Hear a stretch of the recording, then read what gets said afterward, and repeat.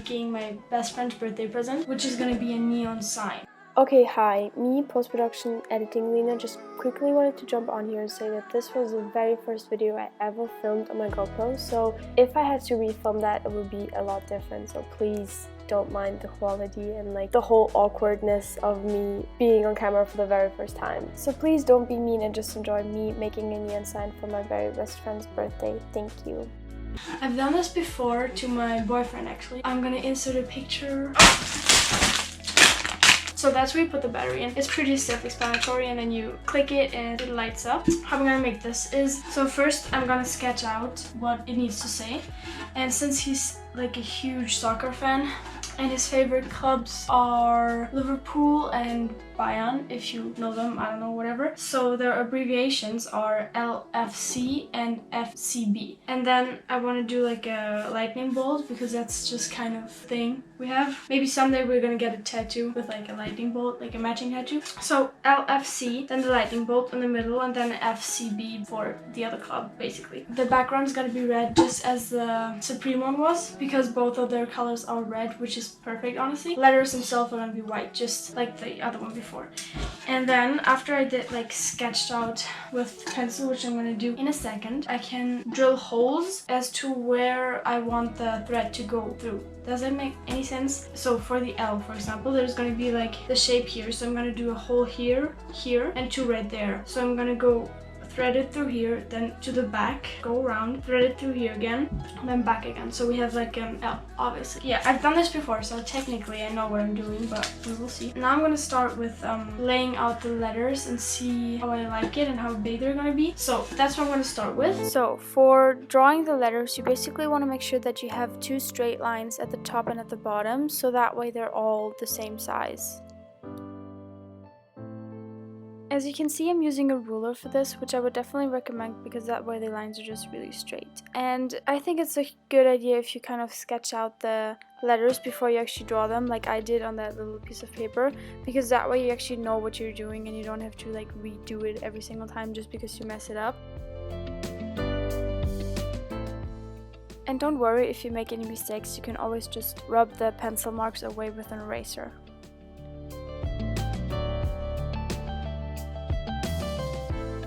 This is what the final sketch looks like, and now you actually have to mark where the holes are gonna be, which I'm gonna explain in the next step.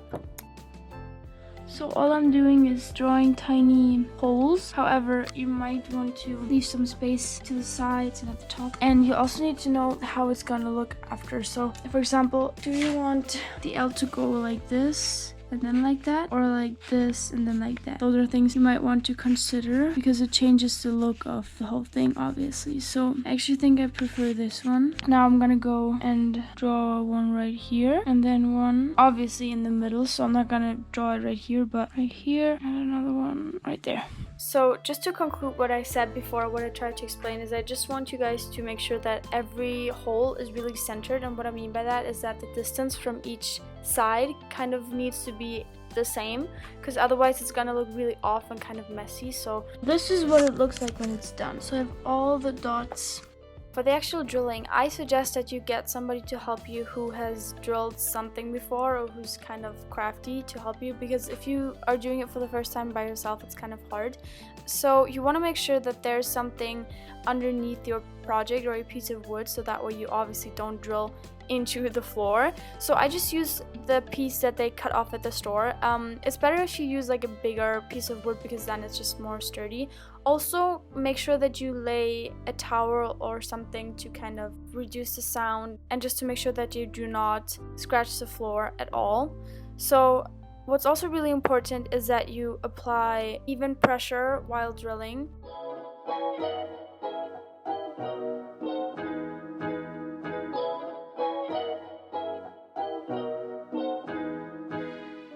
And as you can see, I kind of messed up at some spots, but honestly that's okay. I think that's gonna happen every time, and you can see the wood is kind of splintering off a bit.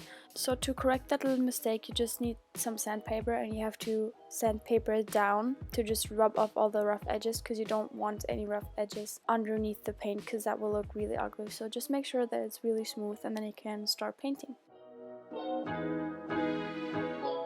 So for painting the whole thing, first of all, I used white for the letters and red for the background. However, I mixed just a tiny bit of black into the red to make it a bit more to the maroon side of reds. I used acrylic paint, which is totally fine to use on wood. However, I put a bit of water on it just to make it a bit more smooth and like easier to spread because it was really thick acrylic paint.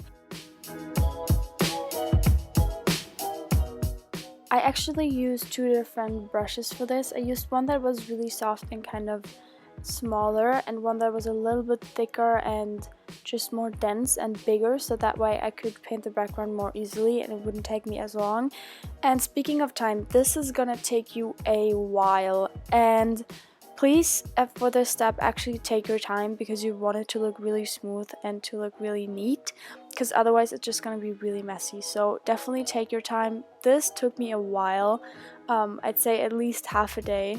At least. I think I've split it up into 2 days to let the white paint dry first. And I actually painted it twice, which was also quite intense. But to be honest, it looks so much nicer if you paint it twice. And for the second coat, you don't have to be as precise as you were with the first one, but that's my tip, to definitely get good brushes, get nice paints, maybe make them a little thinner, so rather paint over it twice and have thinner paint than have really thick paint that's really messy. And yeah, take your time, be patient with what you're doing, and just really show the effort that you're putting into it, because it is a lot of effort, but it's going to be so cool in the end. So just hang on in there, play some cool music, maybe watch a YouTube video. Actually, go and watch one of my YouTube videos if you're on YouTube already. Thank you very much. Also, leave a comment, subscribe, like it if you did, and thank you very much. Let's continue with the voiceover. And just do it, to be honest, it's gonna be worth it, I promise. But I know it's a pain in the ass. I've been there, I've done it twice already, so yeah.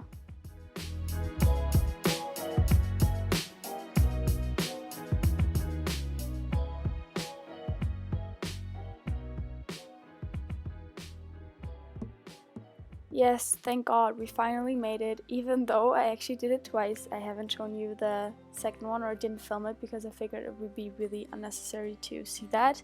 However, you can kind of tell that there are patches looking through, so as I said, please do paint it twice. It is definitely worth the work. So on to another really fun but time-consuming work is to actually pull through the neon cord through the holes that you made. So let's hope that you took a drill that was big enough for the neon cord to go through. And so you can see what I'm doing. I don't really have to explain it because it's also kind of hard to explain. So just assemble the cords in a way that makes sense to you and that forms the letters or signs or symbols you did. And yeah, that's really all you need to do. Most of the cords you can actually cut at the end, so you don't really have to use all of it. And yes, that's basically it.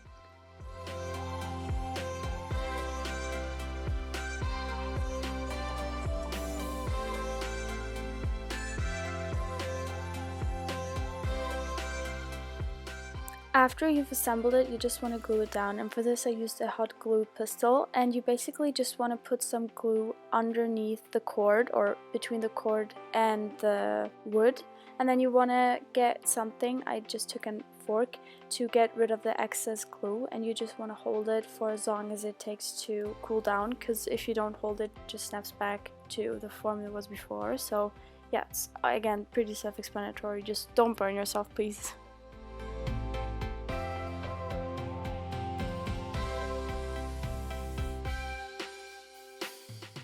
For this very last step, you just want to fix some of the patches that you may have overdrawn and just don't look as neat. So you're basically just perfecting the whole piece, and this is obviously optional, but I again highly recommend doing this. And you're almost done, so just push through it until it's perfect. And finally, ladies and gentlemen, here you have it. This is the final neon sign, and obviously it's not perfect. You can see the glue, for example, but that's just things that make it handmade and that show that you actually put the effort in of making it yourself. And I think this is so dope. I honestly love it. It looks so cool in the dark, as you can see right now. This is awesome. So definitely try and make one yourself for your boyfriend, for your best friend, for your mom, whatever. I'm sure they're gonna be so stoked about it. Thank you very much for watching. I hope you subscribe. I hope you liked it. See you next video. Bye!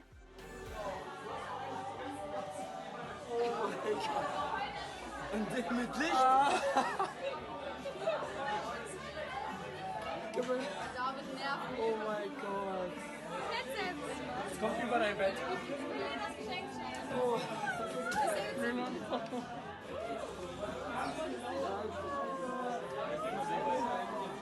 Jemand an?